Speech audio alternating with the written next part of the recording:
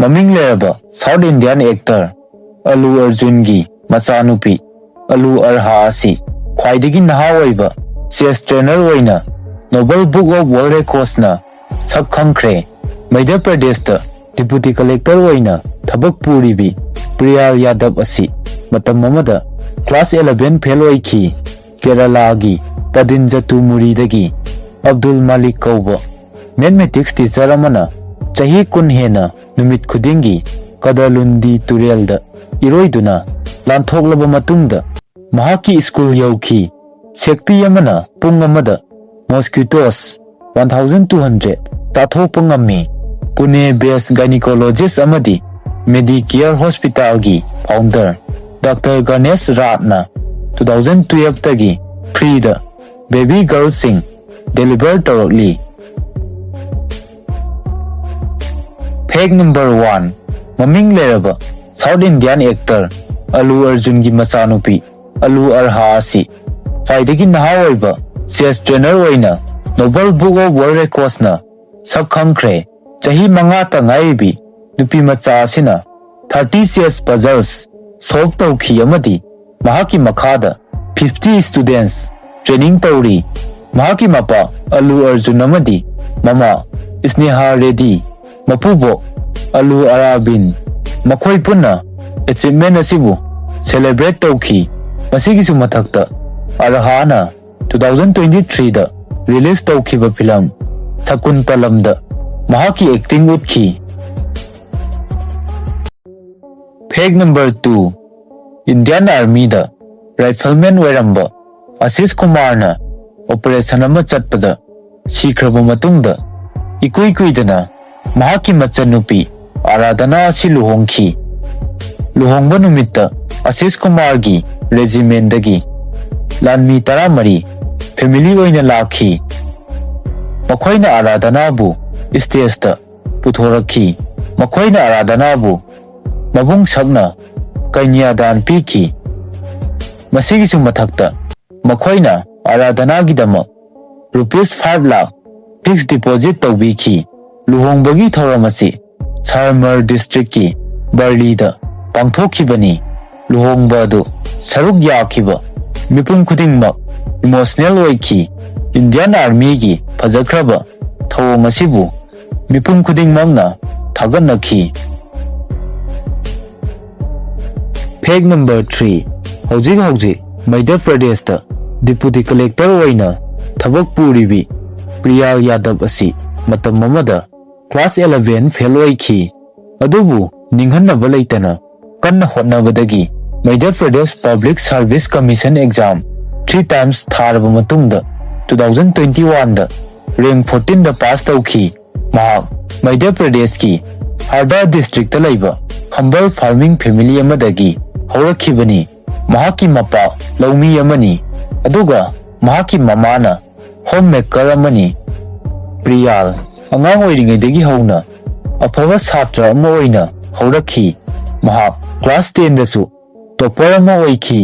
महाकी relative की pressure दगी physics chemistry अमदी मैथमेटिक्स सब्जेक्ट सिंग असी क्लास 11 दा लौखी।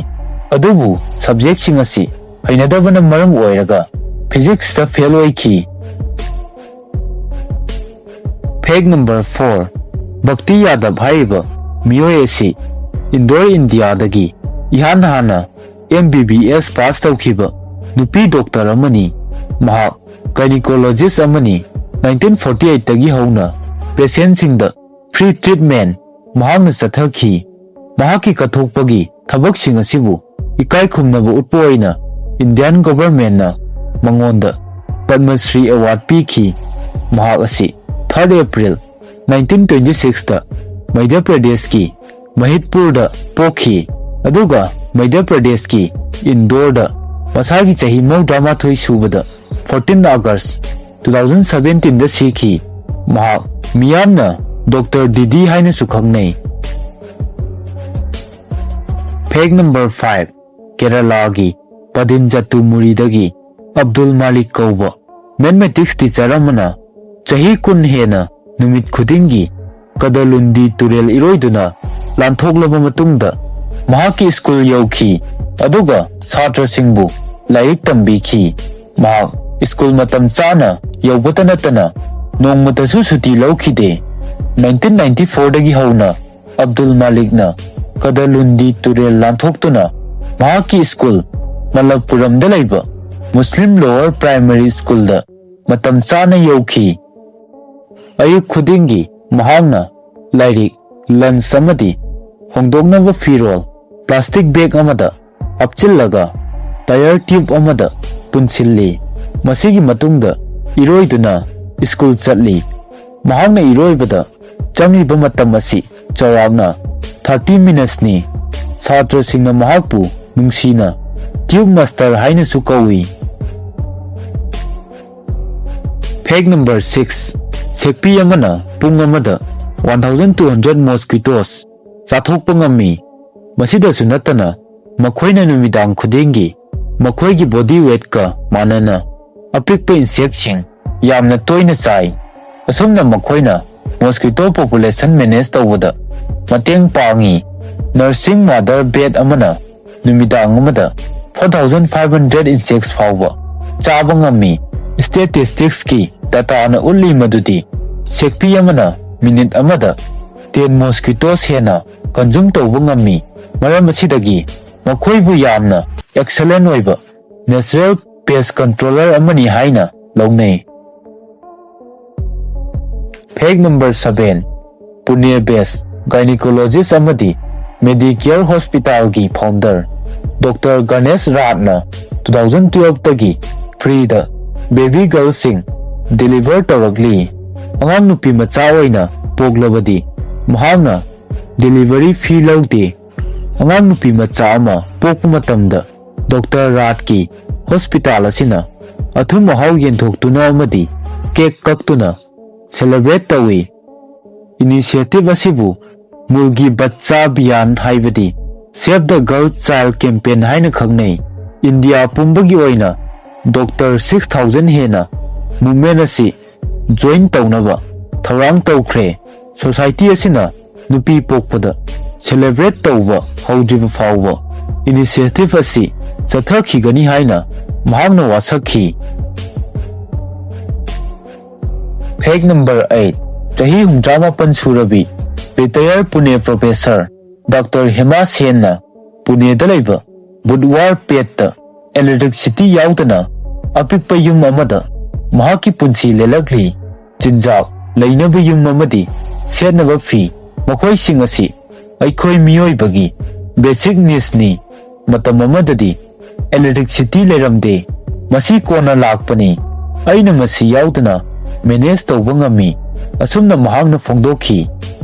डॉक्टर हेमा सेन असुमना सु फोंदोई मदुदी महाकी अकोइबदा लैरिबा प्रॉपर्टी सिंग असी महाकी हुई हौदोंग अनि मोंगुस अमदी उचेक कया मरुंगी प्रॉपर्टी नी महाकी नते। महाक्ति तसेंगना मखोइबु येंगसिनबा खक्तनी। डॉक्टर हेमा सेन असी सावित्री बाई फुल पुणे यूनिवर्सिटी दगी बोटनी दा PhD होल्डर अमनी। अदुगा महाक असी पुणे दा लैबा गारवेयर कॉलेज दा चही कया अमा प्रोफेसर ओइरमी।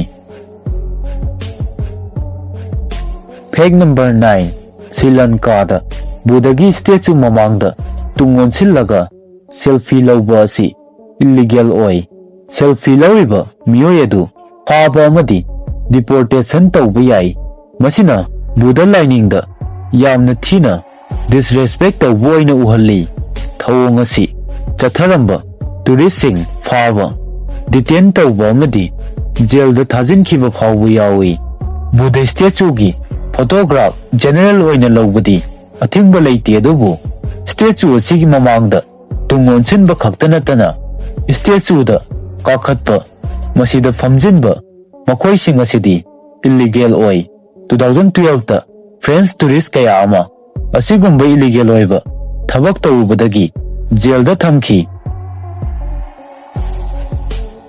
फैक्ट नंबर 10 सिंगापुर दा च्युइंगम योनबा अमदी मैन्युफैक्चर तौबा असी इलीगल ओइ। मसी 1992 दा लॉ अमा पास तौदुना अथिंगबा असी थमखिबनी।